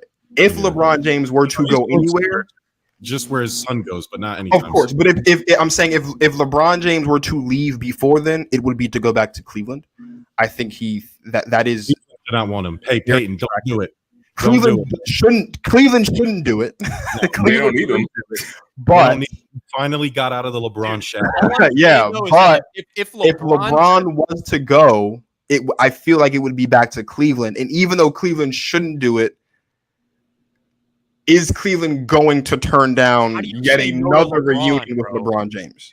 How do you say no to LeBron? If LeBron is like, that's what I'm saying. That's what I'm saying. I don't know if you can say no to LeBron, but they should say no to LeBron. But if LeBron's going to go somewhere, I think it would be going back to Cleveland. He would come with the title, though. Why would they say no? Because we've seen this movie before. LeBron James goes to young teams. He wins the championships, leaves them in hell. He trades everyone away. He trades everyone away. All these young guys that we sat here and we love to see, the Darius Garlands, the Evan Mobleys, all these young talent, just gone. Yeah. Wait, how do we know he can't win with them, though? Because these guys are already established all-stars. Easy. We know he can. But LeBron James has a history of trading away young talent, sending them elsewhere. Look at Brandon Ingram. He wasn't ready back then, though. He wasn't an all-star. He was still that's not the point. He was very talented and had a high upside. Darius Garland is very talented with a high upside. Evan Mobley, very talented with a high upside. Alonzo Ball, very talented with a high upside. All of them are gone. And the second LeBron James leaves LA, they're going to be left with a beaten AD and God knows what else, because all of their assets that they've had, they've sent away. Taylor Horton Tucker is probably out of the door. He hasn't been that good anyway. But they traded away all these guys because this is what LeBron wanted. I love LeBron. I'm a LeBron fan, but this is what LeBron does. He goes to teams, they send away all the young talent. All the young talent flourishes elsewhere, and then he leaves when he's ready to leave, and now that team is left picking up the pieces. I don't want that for Cleveland, because Cleveland, as Jerm said, has finally gotten out of that shadow. They fought for the first time in God knows how long. The Cleveland Cavaliers have a good team, and LeBron James isn't on the roster. When was the last time we could say that about the Cleveland Cavaliers? This is the exact same team This is the exact same team that, for as long as LeBron James has been in the NBA, if I'm not mistaken, the Cleveland Cavaliers have made it to the playoffs 0 times. Last season was the closest they've gotten, if I can think off the top of my head, of going to the playoffs with LeBron James not being on the roster. There's a lot of hope. LeBron James is going to come in. He's going to say, get rid of this guy, bring in my friend here. Get rid of that guy, bring in my friend here. They're going to win a championship, sure.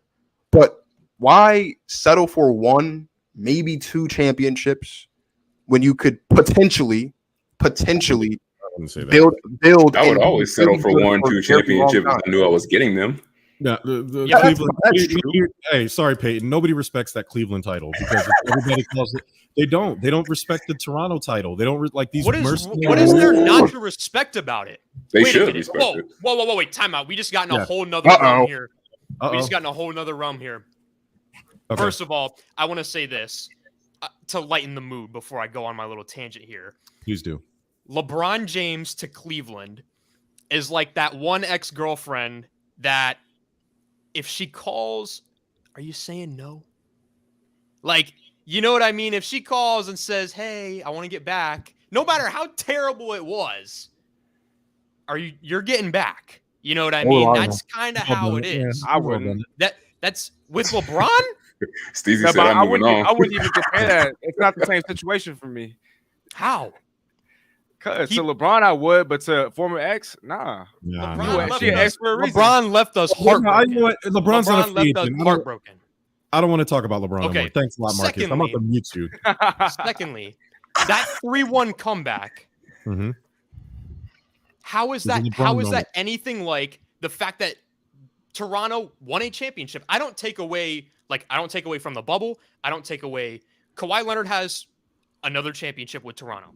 I don't care that everyone was injured, but that wasn't the case with. I don't care that Draymond was out because everyone said, "Oh, LeBron wouldn't have dropped 41 if Draymond was there," and then he did it the next game. And he did the next game. Thank you. Yeah, like he literally did it the next game. Like, okay, oh yeah, you got lucky that Draymond kicked you in the nuts and got suspended because the NBA is a bunch of pansies. Okay, well, when Draymond came back, he did it again. Yeah, and then not only that. He came back and posted a triple-double in Game 7, arguably the most crucial Game 7 in the history of Game 7s of the NBA. That game was wire to wire, and it had so much on the line, not only for LeBron's legacy, not only for looking back on it, even Kyrie Irving's legacy. They had a whole city on their shoulders. An entire city on their shoulders. And guess who are they facing? The best regular season team to play ever. And they were in a 3-1 hole, which obviously they're the only ones to ever dig out of that in the finals. But who gets credit for that? The Cleveland Cavaliers or LeBron? You just gave me a bunch of these moments, and you were talking about LeBron moments. And that's my point. People they're immortalizing LeBron for that. Like, you're right. What he leaves in his path, Hurricane LeBron, is a max contract for Tristan Thompson and J.R. Smith. It's leaving Miami without a first-round pick for like 4 years after he left. Like that's his legacy. So yeah, like is it worth one championship that you're not going to get credit for? LeBron will, to come back to ruin the great chemistry that you've built on. Now I don't want this to be a LeBron segment, but if I'm Cleveland now, you've already got your championship out of LeBron. Hey man, it's over now. Like thank you and come back and be a part owner of the team when you're done playing. But like Jordan does with Charlotte, like the home city, part owner and help us build this thing. But for now, we're gonna ride with the guys we got. And if I'm Cleveland, I wouldn't want no parts of LeBron. Before we move on to the NFL, I just wanted a quick JT brought up DeAndre Ayton going to Charlotte. I actually had Charlotte and I scratched it off. They're going to give Miles Bridges his max contract, and that's going to take away all the money they have left. I do agree with you that Charlotte would be a good fit because when you said it, I had to look at my notes because I did have them as a destination for him. But once I realized that they're the owner, not owner, GM, Mitch Kupchak already said that they're bringing back Miles Bridges. It may not be for a full max, but it's going to be damn close, and it's going to be more. It's going to be enough to take them out of the DeAndre Ayton. Do you think Miles will say no? Because he really wants a max. Like he really wants a max. I don't care what he wants. He's not going to get the money close. He's not going to get the money close to what. Even if the Charlotte Hornets don't offer him the max, he's not going to get anywhere near that. So there's no need to leave. He doesn't have a lot of leverage. There aren't that many teams with cap space. Yeah, but not many teams are also like, what's Miles Bridges is like? Are you giving him a max did you look at anything Miles Bridges did and was like, ooh, he's the guy that we need to It's just volumes and dunks. That's it. Yeah, it's LaMelo throwing him lobs, and it's like, and I hate to bring up. I know you guys are out there in the what are y'all out in Washington, right? That's you, Steezy. This all started with your guy, and I call it the Matt Flynn virus. And Jalen Brunson, Miles Bridges have a little of the Matt Flynn virus, and we got to be careful here because you never know. Real quick, I'm going to go around, and I'll start with you, Steez. You have one max contract slot right now on your team. Are you giving it to Zach LaVine or Bradley Beal? Ooh, that's a good one. I think I'm going to give it to Zach LaVine just because he's younger. Gotcha. Marcus.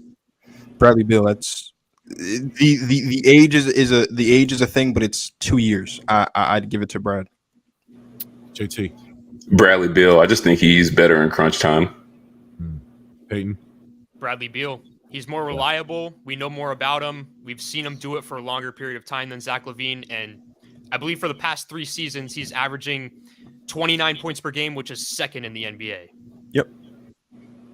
Yeah, I think I was with Steezy. I was like, oh no, Zach LaVine for sure. But the more I think about it, I've seen Bradley Beal take over games. His just roster around him hasn't been good. And I've seen Zach LaVine have good games, but I haven't seen anything like he hasn't led the Bulls to anything. Like they didn't get really good until this year.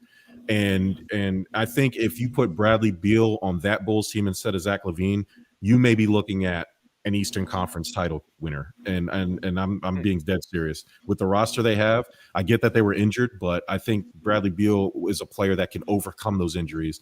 Zach LaVine was part of those injuries. All right. There's a lot of NBA stuff. We can go for another 2 hours on that, but we got to get going to the maybe we'll do that another day. But AFC North now. We all get the Deshaun Watson stuff. I don't know. This wasn't part of the question, but I'm going to start with it first so we can just get it out the way so we can get to the questions I did give you guys. And I'll start with Peyton and we'll just go around. The NFL wants to give him an indefinite suspension, which is basically a year-long suspension. But the reason why they're labeling it indefinite is that he still has 4 cases remaining. And if the off chance there's an extra civil case or an allegation, now the NFL can tack on more games. They don't want to say a year suspension because if something else happens, they can't double suspend him or they can't, there's like some legalese there with the NFLPA. So they're pushing for this indefinite suspension title, which is basically a year, barring anything else not happening. The NFLPA are trying to argue that he shouldn't get any games. That last season, basically they want to give him time served for missing all of last season. So they said minimal games, which would I think in the NFL this year is 4 for some type of discipline, and then or 0. If you were to place amount of money that mattered to you, how many games do you think Deshaun Watson will get suspended? 1 full regular season. Okay. That is what I think will happen, and that's what I think is appropriate for Deshaun Watson. For sure. JT? Yeah, I think if I had to put money on it, I think 1 full season, even though I think he deserves more. I just don't see how. I think that's the best resolution for both sides. Like you can't say like, oh, because he wanted to take off last year, that's time served. It wasn't time served. It's him trying to make a power play, and then this thing happened. So 17 games, I think is the most they can hope to agree on. I think for me, I'm gonna go, and I said this on was that Justin's show? Yeah, it was on Justin's show earlier this week. I said 1.5 years, and so I'm gonna say 21 games. I'm there too. I think it should be 24, a game for every victim, and that's 24 non-playoff games in the off chance that the Browns somehow sneak into the playoffs this season. I don't think they will, but that's the off chance. Now, if I'm being honest, and I said this on Justin's show, I'll make it quick. The indefinite thing, I love it because if it were up to me, Deshaun Watson would be on the commissioner's exempt list until this is all figured out. Like I wouldn't want Deshaun Watson to touch a football or do anything NFL related until all of this is sorted out. The indefinite thing, I think, is perfect because if it does come out, I know there's 66 total and there's 24 going on right now. Let's say 6 more come out of this. Then now you can kind of figure that out and you can make it. The NFL can't miss on this one. This one's way too bad and too extreme for them to miss on this one. And while I think that the minimum for the NFLPA is 4, me and Payne have been talking about this a lot. The minimum for violating the NFL's code of conduct policy as a player is 6. So I think even if they do go minimum, they'll go 6 because he did violate the NFL's code of conduct policy. But he should get, in my opinion, he should get at least a year. But if we're being fair, he should get 24, 1 for every victim, or 1 for every case, rather. I thought about this, and I think the NFL kind of screwed themselves. Calvin Ridley gets 1 full season for placing a $1,500 bet, I believe, on his team. Yes. While he was injured. If they give Deshaun Watson a year, now if they frame it, now here's a more realistic situation. They may frame it as a 2-year suspension, but they'll give him the time served excuse to say he already served a year.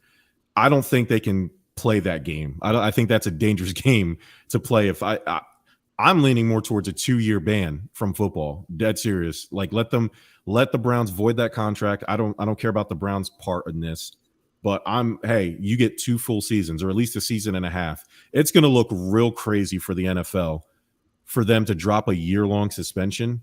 And then now you're going to be like, so he basically sexually assaulting 20 whatever women and maybe more is the same as placing a $1,500 bet on daily fantasy sports. Like it's going to send a bad and I think the NFL is being really careful with this. There's no way he gets less than a season. So I'm with you, Peyton. Like it has to be a year, and I'm with you, JT, that it should be more. I just based on how the NFL's handled these things, like I can easily see them saying, "Hey, we're giving him a 2-year with a year served, and then he'll have to sit out all next season." And I think that's like, to me, this whole thing's going to be interesting because he still has 4 cases open. Like I don't even know how you let him play at all. That's why hopefully they just throw that indefinite tag on there and wait to see what happens with these last 4 cases. But this whole the Brown situation is messed up. But moving on to the AFC North, let's go with the winners in the AFC North first. The Cincinnati Bengals, who represented the AFC and the AFC North in the Super Bowl this past year. And if Joe Burrow got 1 extra block or an extra second on a block, he probably would have completed a wide open pass to Jamar Chase that would have won them the Super Bowl. Should the Bengals right now, the Ravens are favored to win that division, but should the Bengals be favored to win this division? Peyton. Absolutely. And here's why. They were just in the Super Bowl last year. I get it, Super Bowl hangover, but as of right now in the AFC, they have the target on their back. They are the team to beat, and until proven otherwise, I'm going with them to win the division. And also, with the amount of money that they paid to boost up that offensive line this season, Joe Burrow probably would have had that extra second and a half to throw that ball to Jamar Chase and win the Super Bowl, and then we're having a very different discussion. So the Bengals, for the first time in almost their entire franchise history, saw a glaring, gaping need in their team's roster, and they actually freaking dug into their pockets and spent money to go and improve that need. And I have to give them credit for that. And that's why right now I have them as my favorites to win the AFC North. JT, just go ahead, man. Just see, it's why I can't have conversations with you. Yeah, Mr. Dolphins fan, crap on the Bengals. You get so you just don't want me to say anything bad about Joe Burrow. So I will say this. On paper, rationale says yes, they should be favored. Like you said, they're coming off a Super Bowl appearance, and they're also the only team at division that's not coming into the season with like major question marks everywhere. But you said Ravens are favored to win the division, right? That's according to Vegas, yes. Okay, so that's all I need to know. Vegas knows all, and the reason that Vegas is probably making the Ravens the favorite is 2 things. One, how often do teams that make the Super Bowl and lose go back? Like next year. Good. It's not a good record. It's not good. Yeah.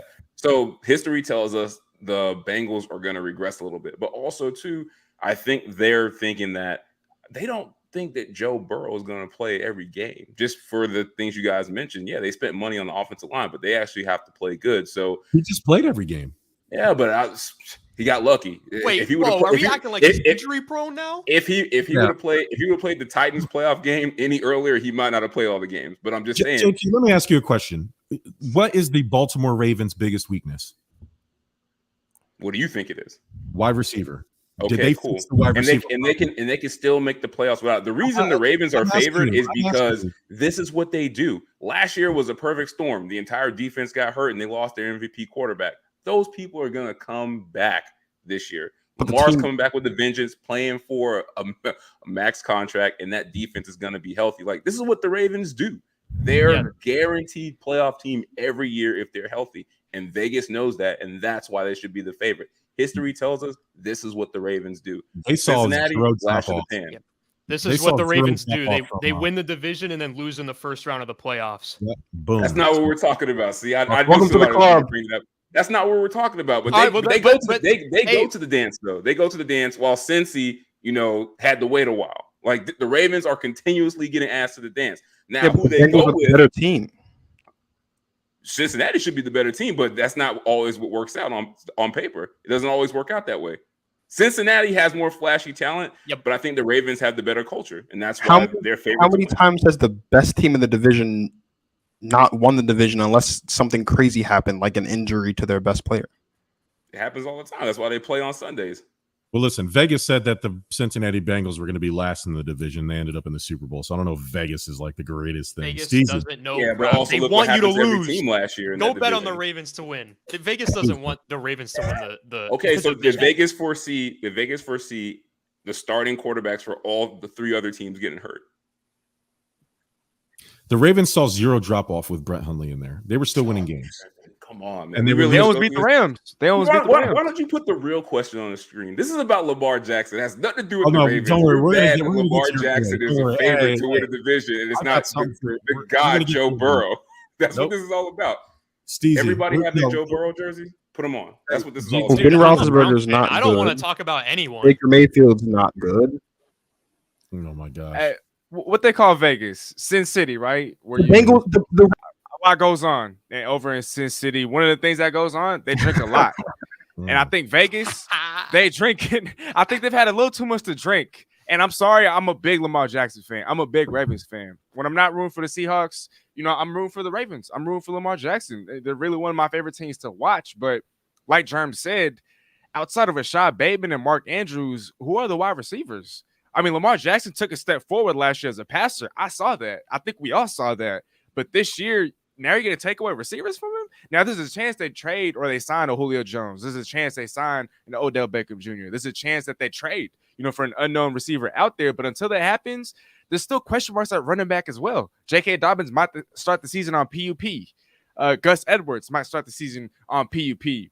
Lamar Jackson, they're probably going to want to conserve him and not have him run, 10 to 15, 20 times a game, especially if they're about to hand him, one of the highest paid contracts in NFL history. I'm pretty sure they're going to want him to run less. And so if there's question marks, especially, in the running back room at wide receiver, I don't know. I mean, they'll make the playoffs. I have them making the playoffs, but winning the division? Nah. Presumably, Joe Burrow's going to take another step forward.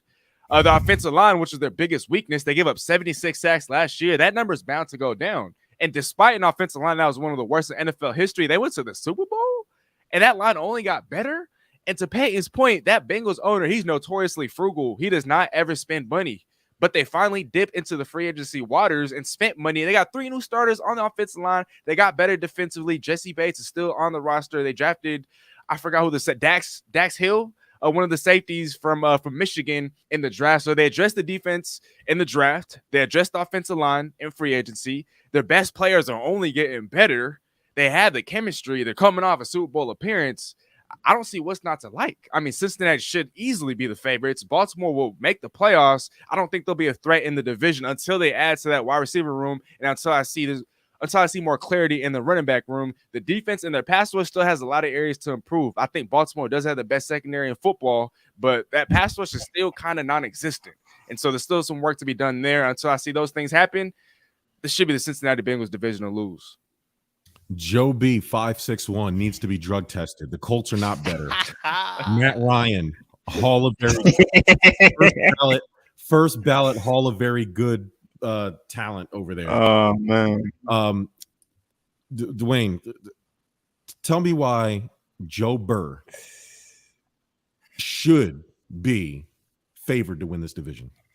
Listen, it's been a minute since I've said it. All right. It's been a minute, but you know where I'm going with this. Okay. Joseph Lee Burrow. All right. And the Cincinnati Bengals are going to win the AFC North. They're the best team in the division. They're the only team in the division that didn't get worse. Scratch that. They're the only team in the division that got better, aside from the Browns, but they don't have Deshaun Watson. So that kind of doesn't really matter. But when you look at this division, like, okay, let's talk about the Ravens. Yeah, the Ravens didn't have Lamar Jackson. They were dealing with all types of injury, but the Ravens drop off as far as win totals wasn't, and production really wasn't that grandiose. Like, we're acting like the Ravens were hot garbage without Lamar Jackson last season. They won what, 7-8 games last year? What is that, a 3 or 4 game drop off from the season before and seasons prior? Yeah, okay.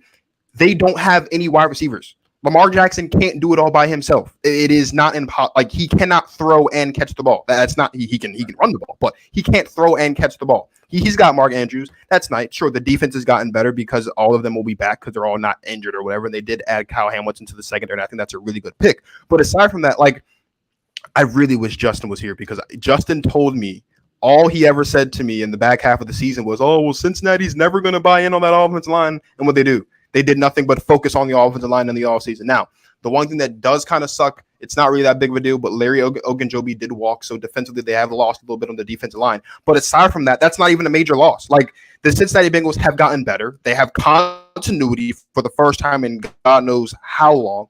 The Cincinnati Bengals are going to win the division. We're talking about a division where 2 teams don't have a quarterback and 1 team doesn't have any wide receivers.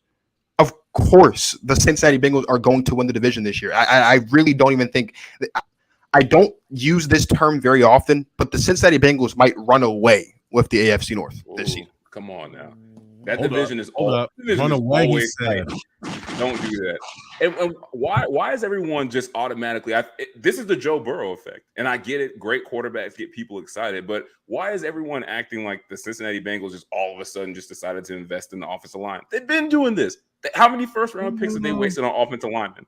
Not many. And how many of those offensive linemen have panned out? None. JT. That's the point. That's the point. So you think just because they spend money that they're getting the right solution? Okay. Obviously, okay. But there is a difference between spending money on proven talent and spending a draft pick on a rookie. There's a big difference there. The difference is I'm going out and buying a guy that I know is good, that I know you hope that he pans out. You're not paying a guy in free agency if he's not good. What I'm saying is until the Bengals show me that they can properly evaluate offensive linemen, whether it's drafting or free agency, I'm not buying into it. Time out. The Bengals haven't drafted a first-round offensive lineman since Kevin Zeitler in 2012. Yeah. And he was actually really good. Yeah. He was actually a pretty good offensive lineman. The Bengals took Billy Price, didn't they?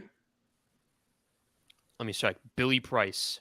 Yeah, I thought they took Billy Price. Okay, center. Yeah, and they took a tackle too one year. But I'm saying they don't get points for that. Huh? But JT, they don't get points for making it all the way to the Super Bowl without a reliable. I'm not saying Cincinnati is trash. You guys are acting like I'm going to put them at 4. I have them at 2. I'm just saying that when it comes to picking a winner in this division, I'm going with stability. Like Cincinnati, they could win the division, but I'm not comfortable saying they're just going to automatically just be perennial at the top of that division every year. Those are 3 really good teams in that division. Like, you're just picking the one that is recency bias that went to the Super Bowl. Like, I didn't mention the Super Bowl. I just sat here and gave you every reason why. It's because of the continuity on the team. The Ravens don't have a wide receiver not named Mark Andrews and Rashad Bateman. They don't. They don't have any depth at the wide receiver position. The running back room is questionable. Should the defense be better this season than last season? Sure. That's because everyone won't be injured and living on the injured reserve list. The Browns don't have a quarterback. The Steelers, as much as I love Mike Tomlin, they don't have a quarterback. So this is a 2-horse race, obviously. But they got a quarterback. Hey, Marcus, I had to mute your mic. Don't ever disrespect the god Mitch Trubisky like that ever again, dog. Hey, Peyton, you had your hand raised. Hold on, let me unmute Marcus. Hey, what were you gonna say? I want to apologize. I jumped the gun. They have drafted. They drafted Kevin Zeitler 2012. They drafted Billy Price, like you'd mentioned, JT, and they also drafted Jonah Williams. That's the other one. Tackle out of Alabama in 2019. Yeah, he actually has potential, though. Star potential. Yeah, he yeah. does. He still got pan pummeled out? for 9 sacks at the playoff Not game. really, but okay. Let me just say this: you want to know the difference between the Ravens and the Bengals, and this is why I think the Bengals are going to win. First of all, I love Lamar Jackson. This is not Lamar Jackson slander. Here we go. As of right now, Joe Burrow's better. As of right now, as of today, Joe Burrow just wins freaking football games, bro. Like, and Lamar Jackson does the same, but it's in a different way. The Bengals have everything that you could want as a quarterback. They have a comparable offensive line to the Ravens. They have much better receivers. I don't even have to mention that. And Joe Mixon, honestly, if you put Joe Mixon on the Ravens, he's their starting running back. So with all that said, the Ravens are going for a master of one. That's why they traded away Marquise Brown. They are going to say, listen, we're going to let you know what we're going to do. Good luck stopping us because we're the best in the league at it. And that's fair. That is a viable plan towards winning, because even though you're going to know what you know what they're going to do, you kind of know what their game plan is. They're still going to beat you at it because they're that good at running the football, and they're that good at running power reads and stuff like that. The Bengals have a much more well-rounded team overall on paper than the Ravens do. And we saw it last year come into fruition, and they had more postseason success than the Ravens have in this scheme that they're trying to play. That's why I feel like the Bengals still have the edge over the Ravens. I don't agree with Marcus's premise of saying that they're going to run away with it, because as long as everyone is healthy on Baltimore is always, they always are nitty gritty, and they're always going to play close. And Lamar Jackson's a superstar. And so they're going to keep it close even without any wide receivers, but I still think the Bengals have the slight edge. Can I just want to say something just in the response to, I don't want to turn this into a Lamar Jackson debate because I know that's Jerm's worst nightmare. But oh no, he's next. Don't worry. I got to disagree with you on that. And I love Joe Burrow too. I think he's a stud. I wish the Dolphins would have found a way to be involved in that when drafting him. But you're basically saying the guy that has the better weapons is the better player. And I'm like, Joe Burrow got to win an MVP before you can tell me that he's better than Lamar Jackson. Because Lamar Jackson is doing much more with less consistently and winning more. He's going to win one this season. Well, and if he doesn't, then what's the excuse? Like I don't believe that. For every preview show, there's a guy named Josh Allen that's better than him. That would be Joe Burrow better be the MVP pick, because I feel like the love for him has gotten out of control at this point. No, it's hold on. The meaning of MVP means nothing these days. It is you had a hot summer and you're the most talked about thing, and we're going to give it to you. Cam Newton won the MVP. He had one magical, excellent season at 15-1 and won an MVP. Then he had 11 years of 7-9. So you know what that MVP is? He's not an MVP player. It's called a fluke. So, and as far as the data says, and we're going to move on from this, and the reason why I'm choosing and I'll quickly say, because you guys all had excellent points, but the reason why the Bengals should be favored is because that's why I asked JT earlier when we first started, what is the Ravens' weakness? It's wide receiver. What was the Bengals' weakness? Offensive line. Which team addressed their weakness? The Bengals did. And that's why they should be favored. They got better and the Ravens got worse. Now, moving on to the Ravens. Lamar Jackson, former MVP, and I'm just going to start this off and then we'll move around the room. Yeah, he's an MVP in 2019. He threw 36 touchdowns, threw 6 interceptions. He had an 83 QBR. He was fantastic. He earned that MVP. But then, JT, dropped down, 26 touchdowns, 9 interceptions, little fall off. QBR sunk down to a 67. Okay, little sophomore slump, I guess, from the MVP sophomore slump. What happened last year? JT. Now he's missing games. You're running that Michael Vick style offense, the Ken Griffey Jr. effect, running you to the ground. 12 games, 16 touchdowns and 13 interceptions with a 50 QBR. Nathan Peterman numbers. What I see here is 3 years of data, and you've been on my show and before. Dwayne, you've been on my show before. What do I say? 3 years. You crown these guys too early. You give an MVPs out in their second year of playing, which is nonsense. You got to give me 3 consistent. You got to give me 3 years of data. And the 3 years of data I've gotten from Lamar Jackson is that he's gotten consistently worse. So I don't understand why he's put in the top echelon, why the Ravens are in this top thing. He's gotten worse every year. So the question I propose to you, gentlemen, Peyton, start with you. Is this a make or break year for Lamar Jackson? Yeah. I mean, he has the contract situation coming right up. Well, I'm sorry. That was the full question. He's like, are you giving him the max? Is this a make or break year where you decide, hey, we're going to give this guy money, or we're probably going to look to draft somebody or sign somebody else or whatever? But yes. All right. See, so this is where things get interesting here, because if you're the Ravens, right, and you choose to move on from Lamar Jackson, not only do you have to change your entire offensive game plan and your whole scheme, because Lamar Jackson's really the only quarterback in the league that can run this kind of thing successfully. You have to find a guy that's comparable or better than Lamar Jackson. And yes, we can pull up the numbers and say he's been declining since his MVP year. Yeah, because that was his MVP year. If you win MVP, you're supposed to have an excellent year. You can't expect that year in, year out of guys giving you MVP every single year. Now, I think Lamar Jackson has improved. I think last year, if I'm not mistaken, before he got hurt, he was leading the league in comeback wins. What were we saying about Lamar Jackson for the first few years of his career? Can he play from behind? Can he lead his team in come back when you're down more than 2 possessions? And he showed that last year, that he showed improvement at that.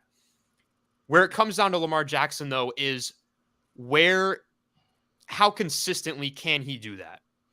Can he get the team to the next level? Because like I said, you kind of know what they're going to do. You kind of know what their offense is going to look like.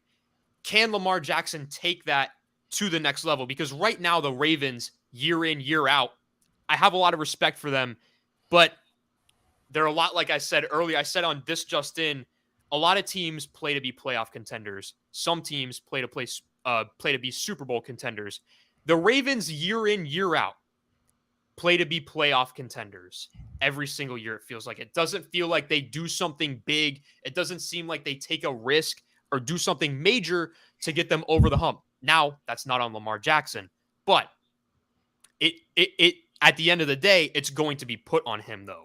If he doesn't win a playoff game this year, if the Ravens underperform, it's not going to be put on the fact that the Ravens have not given Lamar Jackson a notable wide receiver this year to play with. It's going to be put on Lamar Jackson, because that's kind of how it goes nowadays, is that if it's success, it's all on the quarterback, and if there's turmoil, it's all on the quarterback, sadly.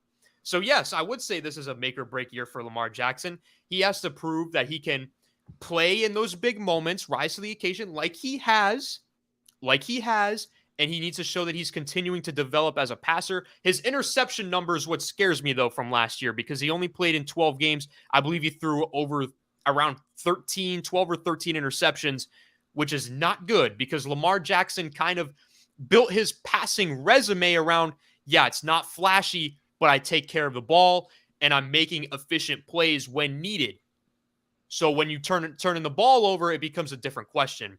So if he could cut down that interception numbers like he had in his MVP year, I believe it was around 8 or 9 interceptions. Once you're in the single digits, you're good. 4. Okay. Well, I'm sorry. It was even less. So if he keeps it down in the single digits, I say it's fine. But if he's in the double-digit interceptions, looking at a question mark there. And if they fail to win in the playoffs, I say that's going to hurt him in terms of contract extension talks as well. So, Steezy, I'll jump to you. Is this a make or break year for Lamar Jackson? 1-3 in the playoffs, by the way. But he's only 25 years old. And so that's why I don't hold 1-3 against him. I mean, there's not many guys who have gotten a unanimous NFL MVP award, and we've seen a plethora of talented players in NFL history. To Peyton's point, I mean, in his MVP year, 36-4, I'm not super worried about the 13 picks from last year. I mean, like I talked about, I saw strides and I saw improvement as a passer. I think the number of picks really resulted in just higher volume, higher uptick as a passer. There were more attempts, and so therefore there were more picks. And because he was trying to, improve as a passer, he was kind of pushing the ball down the field. But that's a part of the learning curve. So I'm not worried about the 13 picks. I'm not worried about this being a make or break year at all. I mean, he's gonna get his money. He's gonna get paid. I think he's a top 7 quarterback in the NFL. Like I said, I love Lamar. I love the Ravens. I just don't think they're going to beat out the Bengals in the AFC North. But Lamar Jackson, he's a great player. He's a superstar. He's still rapidly ascending, especially as a passer. And they will get him a receiver or two, which I think will help in his case. But this isn't a make or break year. I mean, no matter what happens, he's going to get his bag. He's going to get paid. And I think he'll be a top 3 or top 5 highest paid quarterback in the game once all is said and done. So we got to get out of here at about 10:30. So we don't have much time. So JT and Dwayne, I'll let you choose the last two. I think Chase Claypool foolishly said he's the top 3 receiver in the league. My question is he even the top 3 receiver in his division? I feel like that's a yes or no question, and he's definitely not. I listed the 5 that are better than him. So I'll give you guys your choice if you want to answer the Lamar question or the Chase Claypool question. Chase Claypool is even a top 30 receiver in the NFL. I don't want to talk about Chase Claypool. I got you. I don't want to talk about Chase Claypool at all. And I'll just make this really brief. This is, if we're talking about making money, of course this is a make or break year because he's going to make his money. I look at this and I say this is a make or break year for Lamar Jackson because, as Jerm mentioned, he's 1-3 in the playoffs. I believe in his playoff career he is sitting at 3 touchdowns and 4 picks, or 4 touchdowns and 5 picks, something around there. And the one thing that everybody says about Lamar Jackson is he's a winner. Oh yeah, he wins a lot of regular season games, but he has 1 playoff game on his resume. He has 1 playoff win, and we're talking about a guy that is going to be, as Steezy mentioned, he's going to be one of the top 5 paid quarterbacks in the NFL, like, because he's that talented and because his talent warrants that. I want to see Lamar Jackson win when it matters. I don't care that Lamar Jackson wins in the regular season. Like, that's cool. But like, regular season wins, as much as it's nice to be a 12-win football team, doesn't matter. What matters is winning in the playoffs. And I have said this for about 1.5 years now, and I get so much heat for it, and I really don't care because the proof is in the pudding and seeing is believing. And so far, up to this point, Lamar Jackson has not won anything that has mattered outside of an MVP. He's 1-3 in the playoffs. If Lamar Jackson, as great as this Ravens team is that JT told me about, as great as this team is and as consistent and as reliable as this team is, Lamar Jackson needs to start winning games in December and January when they matter. That's why I think it's make or break for me, because I do recognize this is a very stacked AFC conference, and I feel like if Lamar Jackson can't win a playoff game now and make deep playoff runs, I don't think he ever will, because this AFC conference isn't getting any easier down the stretch. It was easy in the beginning when he started. It's not getting any easier as stacked as it is. JT, finish us off. All right. So first of all, I want to address you directly. If your whole thing is, well, like, he doesn't win in the playoffs, then you're going to have a hard time finding a quarterback, because a lot of quarterbacks that are very good don't win in the playoffs. Like, the playoffs are hard. Only one team can win. Ask Peyton Manning how much he struggled to try to win playoff games after getting home field advantage with the Colts. So that is irrelevant to me. But Peyton, you made a really good point that I'm actually going to use. So you said that some teams play to be competitive and get to the playoffs, and some teams play to go to the Super Bowl. And I do feel like that's part of the Ravens' problem. If you guys remember, like, Lamar Jackson really saved a lot of these guys' jobs. Like, Hallward was about to be fired before Lamar came on the scene, and he's essentially been stuck in this awkward marriage with them because he has been so good, and it has allowed them to stay around longer. But I will say this. Is it a make or break year for Lamar Jackson? No. You know why? Because as long as people like Kirk Cousins is still out there getting fully guaranteed extensions and people are trading first-round picks for Carson Wentz, Lamar Jackson going to have a market. And I'm telling you this. I think that's the reason why he hasn't even engaged the Ravens in contract talks, is because he knows that this offense is perceived around the league as an offensive killer. Like, there's a reason why Hollywood Brown left. He's like, I can't do this anymore. Like, they want to run this type of offense. And I think Lamar knows on the open market with somebody that'll open up the playbook and allow him to use his full skill set, he knows he can win and he knows he can make more money. So the Ravens are going to be cheap anyway. And I think that's why it's not a make or break, because the rest of the league is just waiting for them to move on from him so they can start a bidding war. But I mean, you look at what he's done. I've said this before, and it's probably the least talented offensive core in the NFL. Like, he's winning MVPs with these guys. And to the picks, I'm not really worried about them. I think he threw like 5 against the Browns last year. So there goes most of the picks right there. But this guy's gotten better every year. Like, how many times does he have to put this team on his back and make it to the playoffs? Like, there's a reason why he doesn't have talent, is because people don't want to go there because that offense is so run heavy. Like, you're not going to get featured in there. So because of that and what I've seen in the MVP, I don't think it's a make or break year. Quarterbacks are going to get paid regardless. And if he hits the open market, he's a superstar and it's going to be a bidding war. That'll change when they start winning playoff games or they have a winning record to match his hype. All right. So for Game Ball this week, I wanted to give, we are in Pride Month. We're closing out Pride Month. So I wanted to shout out Carl Nassib, the first openly gay active NFL player. He pledged another $100,000 to the Trevor Project, which is the world's largest suicide prevention and mental health organization for the LGBTQ young people. So I wanted to shout him out and give him my game ball. Does anybody else have a game ball to give out? Shout out Terry McLaurin. Yeah, my man. Yep. Very underrated. Now top 5 paid wide receiver in the league. Very accordingly with the situation that he's been in Washington in terms of the quarterbacks that he's had to play with. Now he's getting a, I believe, 3-year deal worth up to over $70 million, which puts him in the top 5 paid wide receivers in the league. Next up, DK Metcalf, though. Yeah. So, guys, hey, shout out to all of you guys for joining. Peyton Doyle, PD Sports, at PD Sports _ on Instagram. JT at JT in the Don Instagram. Goat Talk with Marcus, Dwayne Marcus, GTP Marcus on Instagram, and Steezy A. Smith, of course, the one and only at Steezy A. Smith on the Instagrams. Gentlemen, I had a blast. I appreciate every single one of you for joining us. Today is a day to rejoice. We got the super show. We got this thing off. Also, R. Kelly is going to jail for 30 years. Praise the Lord. So R. Kelly, happy trails in prison. So, and you're probably going to die in there. And when you die, you're going directly to hell. So when you get to hell, say hello to Art Briles for us.